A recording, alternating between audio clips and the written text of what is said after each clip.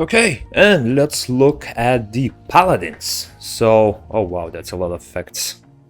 These just came out together with Solera, and we'll look over their skills. Basic attack, nothing special. First skill, 24-second cooldown, that covers the HP of the allied target, afterward pulls in nearby enemies to apply root and block harmful effect removal with a certain chance. The recovery of combat is based on its defense. Okay, but this is a single target heal. The scaling isn't that big. I mean, well, with like, you can really like min-max something like 8-9k death or something. Yeah, that's not a big heal. Pull, sure. Root for 8 seconds. Interesting. Yeah, so I think its main use is this, like block harmful effect removal for 20 seconds. Again, another unit that can do it, so they really are trying to counter the Juno, yeah? Okay, second skill. That covers the HP of allies within the area 3 times. Removing harmful effects and... Oh, what? They're moving harmful effects and applying defense up. Applies burn to nearby enemies with a certain chance upon successfully removing a harmful effect. The recovery amount is based on his defense. Okay, wait. Not a big heal at all. That is a very small heal. But it also removes 2 harmful effects 3 times. So that's 6 harmful effects in total, huh? Oi. And level 1, but since it does it 3 times. Or is it once? It's very hard to say whether only the healing is once or 3 times, or whether these will proc 3 times as well. And upon successful removal, if it procs 3 times, this is huge. But if that remove harmful effect and defense up only procs once, that is not that amazing, I would say. But definitely a decent tank towards the small bruiser meta, right? So for stuff like Theos, cleaves, whatever, right? The units that can benefit from that defense up a lot. And passive recovers the HP of Paladin and the target team member every time a team monster, including itself, successfully applies a dot effect. She has dots on her, okay. In addition, the target's team member gains attack up if it doesn't have attack up, and Paladin gains defense up if it doesn't have defense up. The recovery amount is based on its defense. Okay. Ooh. It recovers HP by 100%. I mean, she does have self-defense buff, so potentially that could increase by, like, what? Is it 50%? 60%? 50%. If the target doesn't have attack up. And if the target doesn't have defense up. Ooh. This is very hard to judge, I would say. Again, this is one of those pretty unique skills that are hard to judge, but we'll have to see. Looks like she's basically just a buffer / healer. I feel like this could be decent, but again, I think that's single target. No, it is. Whoa, it is a multi-target. Wow, so Maya Chroma is actually now useless because this unit just does more. Oh, that's lovely. And the ultimate recovers the HP of allies within the area 3 times, removing nice. Removing all harmful effects and applying burn 3 times to nearby enemies with a certain chance. In addition, applies defense up to allies within the area. Okay, so when you use ult, her passive will also start healing and applying buffs, so it's a good combo there. The healing, like the initial healing, is not the biggest. Again, 3 hits, so that's what, 350%. Removes all harmful effects. That's big. That's very big. Level 1 burn, defense up. I feel like she could be very good for these pure melee matchups and like with cleaves. So I think I'll go for her. We'll definitely try her out, I would say. But yeah, fire one, not bad. I would say a very decent tank / support unit. Okay, and let's jump to the water one. Oh boy, like seeing so many effects is just scary. Basic attack 165 as always. First skill deals damage based on its max HP to enemies within the area and removes a beneficial effect. Okay, that's a single target. Then applies provoke with a certain chance. The skill grants a shield to itself based on the damage dealt. Okay, 32% max HP damage, so bruiser. Removes It says it removes a beneficial effect, but it says 2 beneficial effects. So I'm assuming this will be the correct info, so 2 beneficial effects. A provoke and a shield equal to 50% of the damage dealt. That doesn't look strong just yet. I haven't gotten to the other skills yet, but yeah, this skill alone, definitely nothing dopey. Second skill removes all harmful effects on itself and grants a shield to allies within the area. Allies, keep in mind, does not include herself most likely. Afterward, applies counterattack to itself when Paladin is attacked while it has counterattack, uses Justice Strike 2. So this one, okay, shield is close to 30%. That's a bit better than Bastet and Wusa, because Bastet and Wusa have around 20 to 22% HP. This is 8%, so a bit better shield and counterattack. 14 seconds with a 15% chance only. Deals damage based on its HP to enemies within the area and removes the enemy target's invincibility, shield, and spell shield. That is a very odd skill.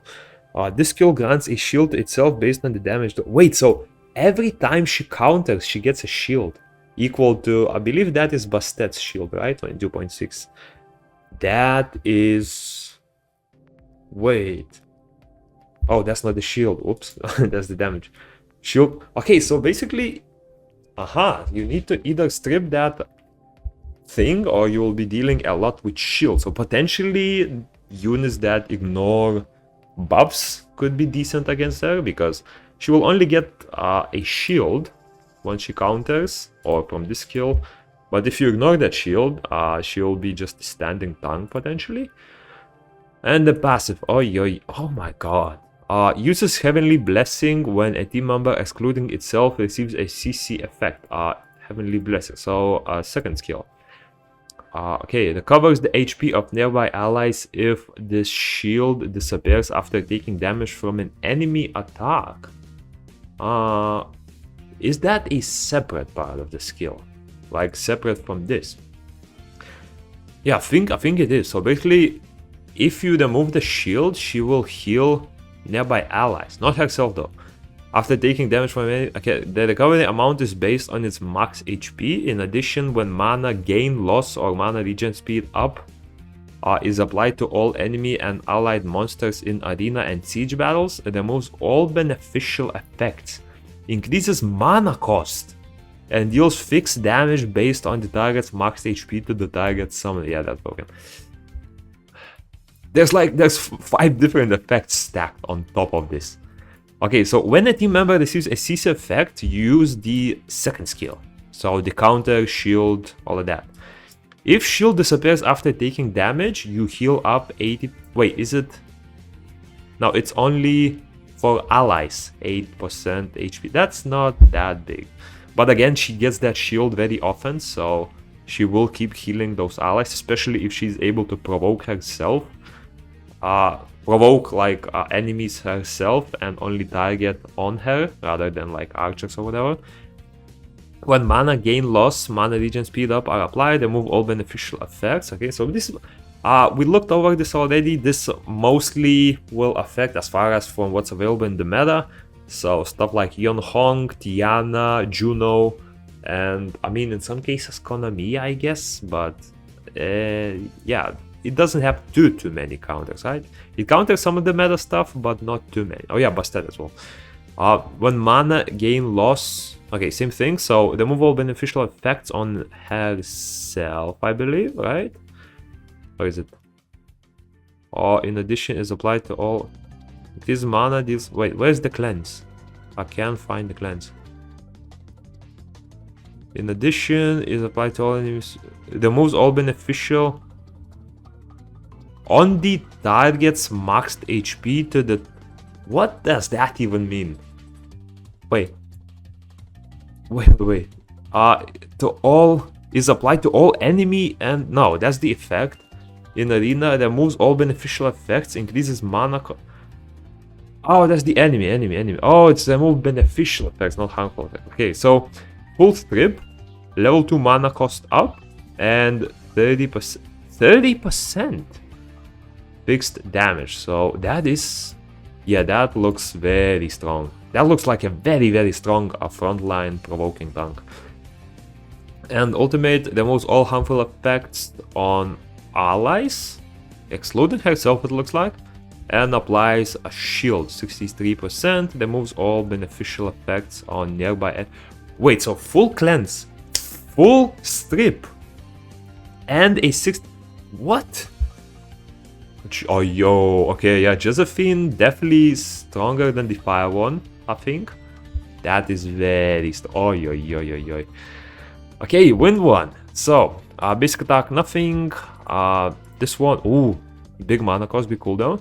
It removes a harmful effect on allies within the area 2 times and applies invincibility to all team members. So, 2 strips and invincibility for 6 seconds. No, that's bad, that's bad, that's bad. We'll see what her passive is, but this by itself is just very weak in my opinion. If it was like 4 mana cost, maybe, but at 5 mana cost and 30 seconds, that's just nothing. Recovers the HP of allies within the area and applies shield, then applies provoke to nearby enemies with a certain chance. The recovery amount is based provoke 14 seconds, so if you use her on Soul Link, that provoke can be permanent. That is also a permanent shield if you use her on Soul Link. Okay, 24% heal, 21% shield, and provoke. Not bad. But again, you kind of need to have Soul Link, or both of these skills will just not do enough in my opinion. Okay, now the passive. The damage taken decreases based on its evasion. What? Oh, that's kind of nice. I do have a lot of evasion runes. And applies a spell shield to itself with a certain chance when it evades an attack. Oh, full evasion builds, huh? In addition, when a team member HP is recovered in elite and hero raids. No shot they're making us use her in PvE. Applies attack up to the target team member. Okay, elite and hero raids. Aha. Wait, let me see. So per 5% of evasion, damage taken down 1%. So at 100%, it maxes out at 20% less damage. And keep in mind, she can provoke, so she is a super good counter to... What is it? Soletta in a way. And then pretty much all archers, right? When an attack is evaded, 30% chance to apply spell shield for 10 seconds, but only for 1 hit, so meh. When a team member is recovered... Yeah, so it looks like she's sort of a PvE unit as well, but... I don't know, this on Soul Link could be a super good counter to archers, but apart from that, I am not a big fan of her skill. I don't like this at all. This I'm not a big fan, apart from like the first part where she reduces some damage, but even then, I mean, this can be Oblivion. She's sort of like weak to Thessalian, so if the enemy has Thessalian and if she provokes the Thessalian, she will also most likely miss the provoke on Thessalian. Yeah, I'm not a big fan of the wind one. Water one, definitely the strongest. Fire one is pretty cool. I'm not a fan of the wind one so far. Now we'll jump to the unobtainable units, so the light one. Okay, so let's look at the abilities, because her abilities is the only way you will see them here, as this monster will not appear in your monster box, unfortunately. For most of you, 99%, 9999%. Yeah, you know what? There's not a lot of viewers, none of you will get it. So basic attack, nothing special. First skill, Caiross Provocation, applies invincibility to itself and provokes nearby enemies with a certain chance if Paladin is in the energy of light state. Reduces the cooldown of Caiross Provocation. Okay, wait. State. Is that... Okay, state. She gets the state from her second skill. When casters is in... You know what? Let's start with the second skill, because it will put more perspective on how she works then. Removes the beneficial effects on enemies within the area. So single target... No, 2. Again, it says 1, but it's 2. Grants invincibility to the team members with the lowest current HP and the lowest max HP. Afterwards, creates an aura that contains the energy of light. When energy of light is active, restores a portion of the destroyed HP of team members within the area every certain time and recovers their HP. The recovery amount is based on its defense. Again, that defense healing I am not a big fan of. So she gets Energy of Light for like 85% of the time pretty much, unless Soul Linked. I don't think you do want her Soul Link because her first skill seemed okay as well. The most two beneficial effects, Invincible for 6 seconds. Again, I'm not a big fan of Invincible, there's just way too many Junos running around and that Invincible will not mean anything in most cases. Energy of Light for 20 seconds. Per 2 seconds of Energy Light, recover 25% of destroyed HP. That's pretty much like a full cleanse at this point. It doesn't say... Wait. It does not say that Energy of Light is not unremovable, right? Or maybe they just forgot, I don't know. Per 2 seconds, so basically you recovered HP after like a few procs fully and recover HP by... What is it? 140% defense every 2 seconds, so that's like 10 procs. That's a big healing. That is a big healing. Potentially you might even want her as a souling here. But nah, 24 seconds. You do get a little bit of cooldown reduction from account skills as well. So yeah, I wouldn't say a souling unit. Okay, but she basically has, keep in mind she has that Energy of Light state for like 85% of the time. So applies invincibility to itself and provokes nearby enemies with a certain chance. If Paladin is in the Energy of Light state, it reduces the cooldown of Cry of Provocation, so this skill. Yeah. And uses Just Strike. So invincible for 8 seconds, that's just herself. Provoke, decent provoke chance. And when caster is in Energy of Light state, 50%. Huh? Oh wow, so you can cast this twice. 9-second cooldown basically. Whoa. Whoa. That's permanent provoke of Soul Link. Oh, not bad. When caster is in Energy of Light, and she also uses Just to Strike 1. That's not a counter, yeah, that's just straight up use. So deals damage based on its defense to the enemy target, recovers the HP of itself and the ally with the lowest HP ratio, and applies defense up. The recovery amount is based on its defense, so 300 attack for 30 defense. That's a very decent heal. She also... No, wait, that's damage, whoops. Recovers HP by 181 defense, that's nothing. And level 1 defense up for 20 seconds. Ooh, I like, you know what, I really like the removal of Destroy. I feel like that's her main like shtick, and I think that's like the most OP part about her. This is nice, but I feel like the win one is a bit better as a provoke unit with this, right? Because she also gets a shield and a heal straight up. That one is a bit conditional, and it also gets invincibility instead, which I am not a big fan of invincibility with all the strips running around. So yeah, decent unit, I would say. Definitely not too broken as far as I'm seeing it, right? Like, yeah, the provokes will be super annoying. But yeah, we'll have to see, Well, actually, no, we will probably won't see, because no one will have her, right? Okay, the Dark One, Leona. First skill, nothing special. Just to Strike. Deals damage based on its max HP to the enemy target, recovers the HP of itself and the ally with the lowest current HP ratio, and applies defense up. The recovery amount is based on its max HP. Additionally, attacks the enemy target based on the amount of recovery given with this skill. What? Wait. 48% max HP scaling. Okay, single target heals for 31% HP. That's... No, actually that's not too big. I think that's like Soha levels, right? Somewhat similar. Level 1 def up to itself, right? And the ally with the lowest HP, okay. Additionally attacks the enemy target based on the recovery... Wait, additionally attacks. Oh, that's a follow-up attack. So, let's say she has, with a crit damage build, something like 80k HP. That will be 30%, would be somewhat close to 25k damage, right? So 25k, no, 25k healing, 60% is like what, 15%, 50k, 50k damage or something, 15k, not 50k.